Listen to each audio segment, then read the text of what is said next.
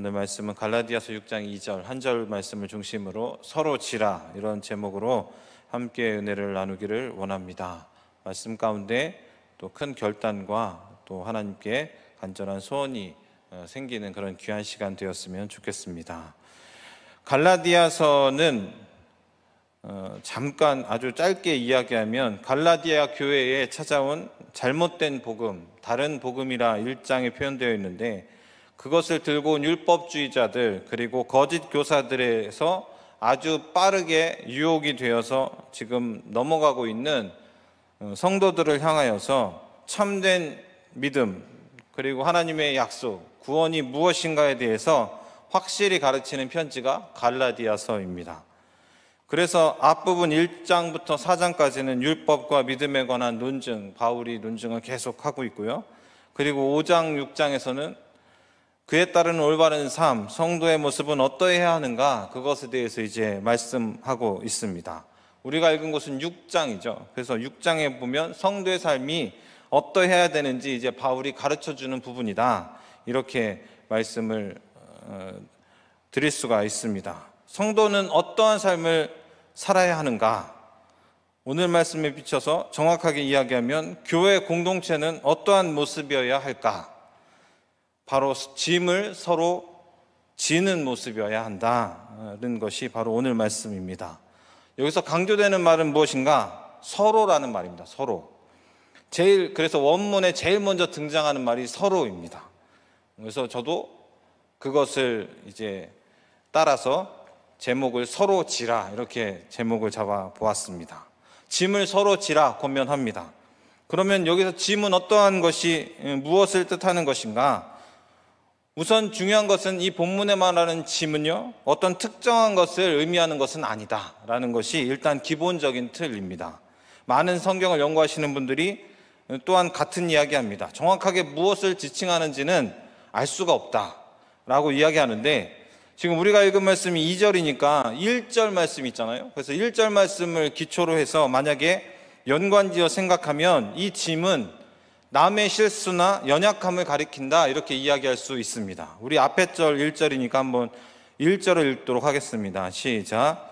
형제들아, 사람이 만일 무슨 범죄한 일이 드러나거든 신령한 너희는 온유한 심령으로 그러한 자를 바로잡고 너 자신을 살펴보아 너도 시험을 받을까 두려워하라. 아멘. 바울은요, 고린도전서 12장에서 성도의 개개인의 문제와 교회 공동체의 문제를 연결지어서 이야기한 적이 있습니다. 그리스도의 몸으로 비유하면서 한 지체가 고통을 받으면 연결된 다른 지체도 아파해야 한다는 것입니다. 그래서 이것은 무엇이냐? 개인의 아픔이 공동체의 아픔이 되어야 된다, 이런 이야기죠. 그래서 오늘 말씀에 교회 안에서 1절 말씀에 보면 범죄한 일이 있는 형제를 향하여 그가 지닌 어려움, 무거운 짐과 같은 문제를 같이 서로 지어서 그 사람의 아픔을 치유할 수 있도록 권면해 줘야 한다, 이렇게 말씀을 하고 있는 것입니다.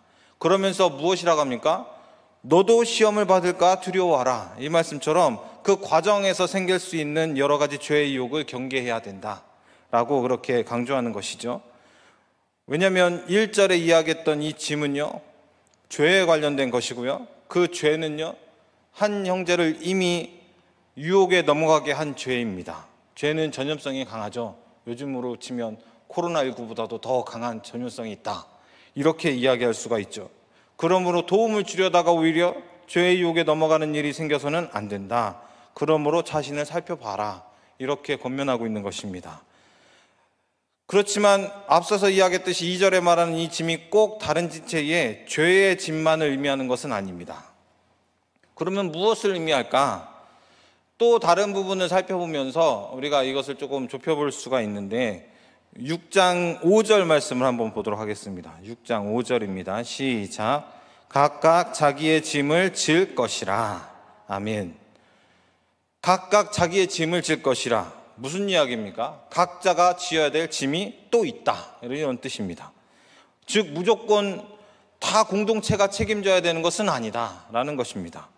그래서 그렇다면 2절에 말하는 이 짐이란 무엇일까? 이것을 어떻게 보면 정리해 보면 성도 혼자서 힘으로는 질고 갈 수 없는 무거운 짐이나 억압 같은 것을 의미하는 것이다. 이렇게 이야기할 수가 있습니다. 그리고 한 가지 더 말씀을 드리는 것은 여기서 말하는 짐은요, 단수가 아닙니다. 복수입니다. 수많은 짐을 의미합니다. 하나의 짐이 아닌 것이죠. 짐들, 이렇게 이야기할 수가 있죠. 그래서 혼자 감당할 수 없는 다양한 것들을 다 이야기할 수 있다라고 말씀을 드릴 수가 있습니다. 그러니까 모든 것들이 다 어떻게 보면 바울의 권면에 굉장히 적합하다, 이런 이야기를 하는 것입니다. 이러한 이야기를 하는 이유는 무엇이죠? 오늘 선교 헌신 예배죠. 선교 헌신 예배를 직접적으로 관련하여서 짐들은 무엇이냐, 우리 교회 공동체가 맡겨진 짐은 무엇이냐, 바로 선교가 짐이 될 수 있다는 것이죠. 왜냐하면 혼자 감당할 수 없는 것이기 때문에 그렇습니다. 선교라는 그 거룩하고 기쁨으로 감당해야 될 것을 짐이라는 것, 그렇게 표현하는 것은 맞지 않는 거 아니냐, 이렇게 이야기할 수도 있습니다. 거부감이 들 수도 있는데, 앞서서 이야기했듯이 혼자 감당할 수 없는 것, 어려운 것, 그것이 짐이라 하였습니다. 그렇기 때문에 더 실제적이죠. 그리고 예수님도 무슨 이야기를 했냐면 마태복음 11장 29절 30절에 나는 마음이 온유하고 겸손하니 나의 멍에를 메고 내게 배우라. 그리하면 너희 마음에 쉼을 얻으리니 이는 내 멍에는 쉽고 내 짐은 가벼움이라 하시니라. 예수님이 가지고 있는 것을 멍에다, 짐이다 표현을 하였습니다. 표현 자체만으로 이것은 짐이 이상하다 이렇게 말하기 어렵다는 것을 말씀을 드리고 싶고, 다시 말하면 선교가 우리 공동체가 가지고 있는 큰 짐이 될 수 있다는 것이죠. 선교에 관한 것들은요, 혼자 감당할 수 없습니다.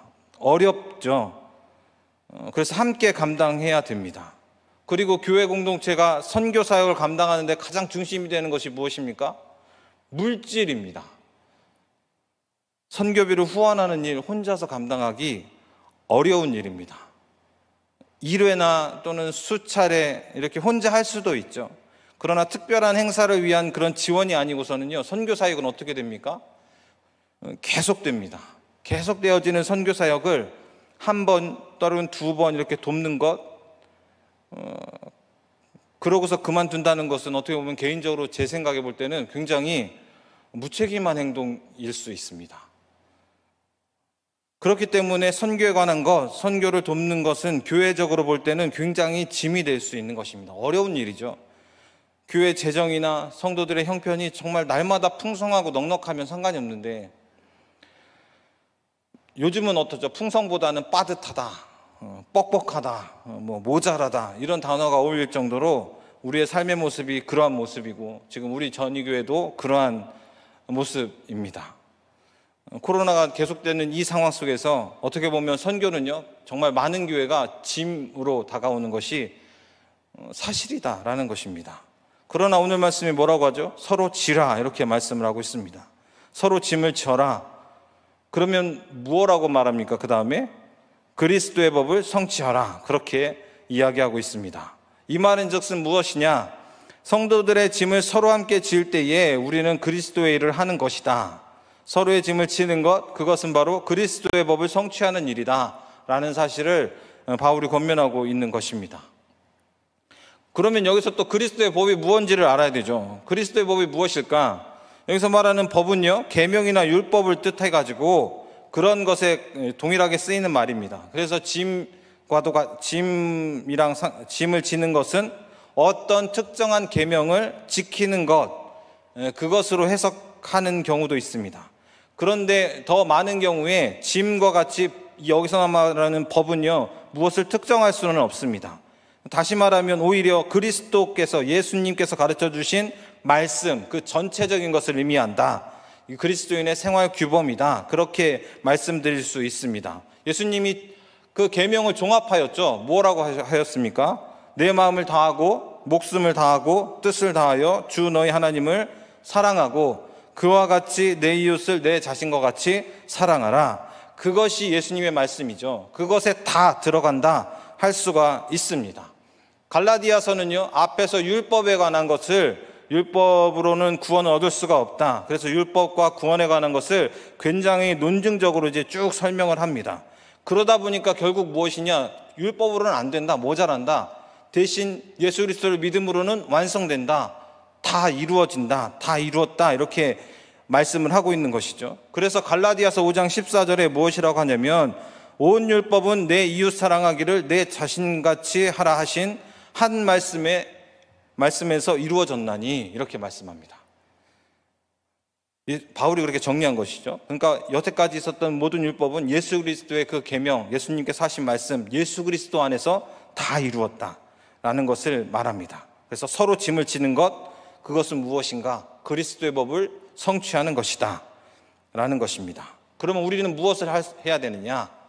명확하죠. 서로의 짐을 지어야죠.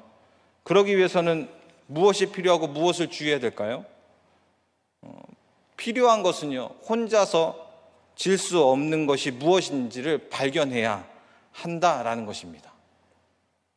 교회 공동체 안에서 무엇이 혼자 질 수 없는 것인지를 발견해야 되는 거죠. 거기서 가장 중요한 것은 관심이다. 관심이 있어야 됩니다. 현재 우리 교회가 가진 짐이 무엇이냐? 관심 있게 돌아보고 관심 있어야 기도하게 되는 것이죠. 앞서서 선교원 신예배이기 때문에 선교, 분명히 혼자 감당할 수 없는 짐이라 하였습니다. 그런데 그것에 관심이 없으면요, 어떻게 합니까? 짐을 지려고 하지 않는다는 것입니다. 관심이라는 말은 어떤 것에 마음이 끌려 주의를 기울이는 것이 관심입니다. 선교에 마음이 끌려서 주의 깊게 살펴보는 모습이 있어야 한다. 그럴 때에 내가 그 선교에 대한 짐을 지겠다. 내가 지겠다. 그렇게 나서게 되는 것이죠. 내 마음이 선교에 가 있으니까 내가 지겠다. 이런 마음이 생기는 겁니다. 지난번에 직원회 때 선교 보고를 했죠. 그때 같은 기간 지출보다 수입이 현저하게 적었습니다. 우리 직원분들은 기억하십니까? 현저하게 적었습니다. 전체 재정도 물론 작년에 비해서 많이 줄었죠. 그러니까 선교원금도 자연스럽게 줄은 것이 어떻게 보면은 쉽게 이해되어지는 부분이다 라고 생각할 수 있습니다. 그렇지만 중요한 게 무엇이냐? 선교 현장에 도움을 주는 것은 늘 동일하다는 것입니다. 그것을 잊으면 안 된다는 것이죠. 이것을 늘 생각하고 돌아보는 것이 바로 제가 지금 이야기하는 관심이다라고 말씀드릴 수 있습니다. 우리 전이교회가 선교지를 돕는데 전체적인 규모가 어떻게 되고 현재 어떠한 상황인지 상태인지를 관심을 갖는 것, 그리고 이전보다 더 상황이 안 좋다는 것을 보면 어렵지만 내가 조금 더 짐을 지려고 노력하는 모습이, 그러한 모습이 있어야 된다라는 것이 오늘 말씀을 통해서 성도님들에게 들려주고 싶은 그런 말씀입니다. 이거는 선교만 이제 해당해 얘기했지만 교회 행사나 봉사나 여러 가지 직분을 감당하는 것이나 다 해당이 될 수 있겠죠. 연말이니까 뭐 또 감당할 수 있는 것들이 많이 있죠. 다음번에 혹시 기회가 또 될 수 있기 때문에 그런 부분은 다음에 이야기하기로 하고, 선교에 있어서 지금 현재 상태가 어떤지 관심 있게 지켜보는 것이 정말 필요합니다. 그런데 주의할 것이 있습니다. 그것은 교만입니다. 우리 3절 말씀 한번 읽도록 하겠습니다. 3절입니다. 시작. 만일 누가 아무것도 되지 못하고 된 줄로 생각하면 스스로 속임이라. 아멘. 아무것도 아닌데 뭐 대단한 사람인 양 어깨를 들고 잘난 척하는 것, 그것은 스스로 속이는 것이고 아무 유익이 되지 못한다는 것이죠. 특별히 다른 사람의 짐을 대신 져준다 하면서 그로 인해서 자신이 무슨 어떠한 상당한 존재가 된 것 마냥 행동하는 것, 그것은 잘못이다 이렇게 이야기하는 것입니다. 그것은 그 자체로 그리스도의 법을 성취하는 것이 아니다. 왜냐하면 그것은 예수님을 위한 것이 아니기 때문에 그렇습니다. 예수님께서 마태복음 6장 2절에 이렇게 말씀하셨습니다. 그러므로 구제할 때에 외식하는 자가 사람에게서 영광을 받으려고 회당과 거리에서 하는 것 같이 너희 앞에 나팔을 불지 말라. 진실로 너희에게 이르노니 그들은 자기 상을 이미 받았느니라. 말씀을 마치고자 합니다.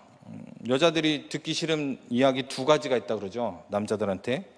첫 번째는 군대 이야기, 그리고 두 번째는 축구 이야기.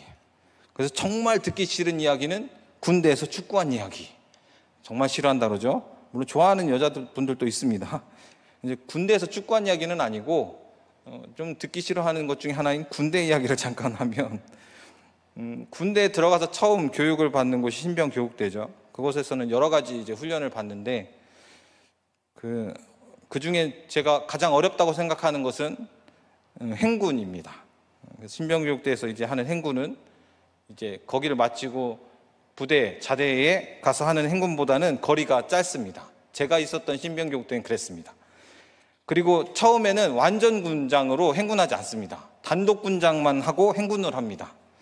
여기 우리 간부 출신 장로님도 계시지만, 완전 군장 행군을 바로 하면 버티지 못합니다. 이 지금 훈련병들이. 그렇기 때문에 먼저 단독 군장, 그거는 소총, 엑스반도, 수통, 헬멧, 방독면, 우위, 그다음에 야삽까지 이렇게 차가지고 그렇게 이제 메고 행군을 하는 것입니다.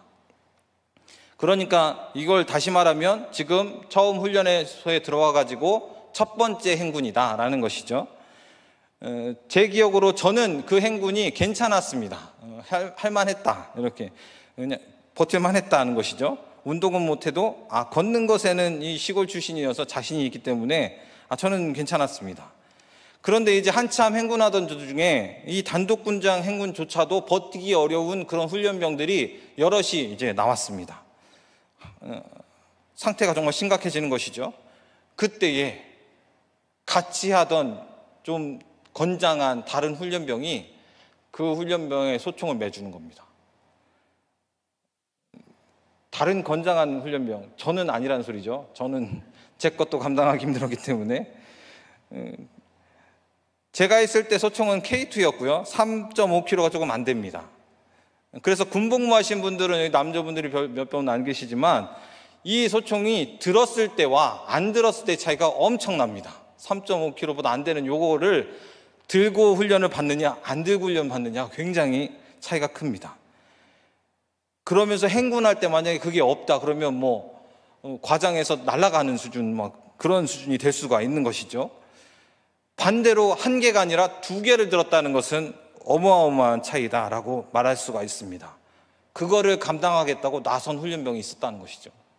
결국에 어떻게 되었는가? 그 훈련병 통해서 모든 그 훈련병들이 첫 번째 행군을 완주했던 경험이 있었습니다.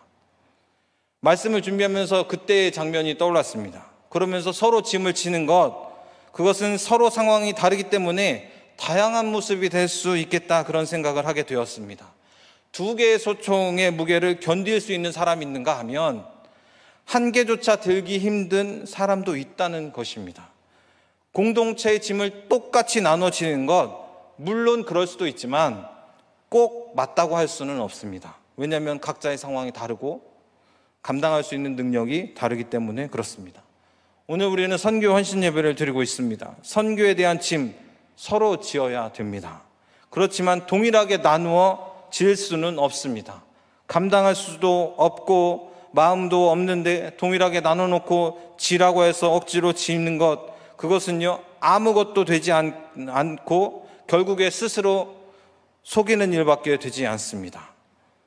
오히려 많이 질 수 있는 사람이 좀 많이 감당하고, 형편이 어려우신 분은 적게 감당하는 모습, 그것도 필요하다, 그렇게 말씀드리고 싶습니다. 그렇지만 모두 져야 됩니다. 또한 한편으로 중요한 것은 스스로 속일 때 반대로 자신을 이렇게 속이는 일은 없었으면 좋겠습니다. 나는 지금 형편이 너무 안 좋아, 가진 게 없어, 그러니 나는 질 수 있는 게 없어. 사실 많이 가졌으면서 스스로 속이는 거죠. 나는 가진 게 없어. 그렇게 속이지 않았으면 좋겠습니다. 모두가 힘든 때입니다. 그래서 선교에 대한 마음도 정성도 줄어들었습니다. 이것이 꼭 당연하다고 받아들이지 않았으면 좋겠습니다. 어려운 시기에도 선교에 대한 마음이 그리고 정성이 더 풍성할 수 있습니다. 그러한 모습이 실제로 우리 전이교회 안에 일어났으면 좋겠습니다. 자랑하고자 하는 것이 아니라 어려운 시기에 선교지는 정말 더 어렵기 때문에 그렇습니다. 우리가 그들을 도와야 하기 때문에 그렇습니다. 그들이 감당하고 있는 하나님의 일이 계속 진행되어져야 되기 때문에 그렇습니다. 그 일의 그 사역이 우리의 사역이기 때문에 우리가 또 여전히 그 짐을 같이 지어야 됩니다. 그 일에 성도님들 모두 서로 짐을 지는 모습이 있기를 소망합니다. 우리 다 같이 기도하겠습니다.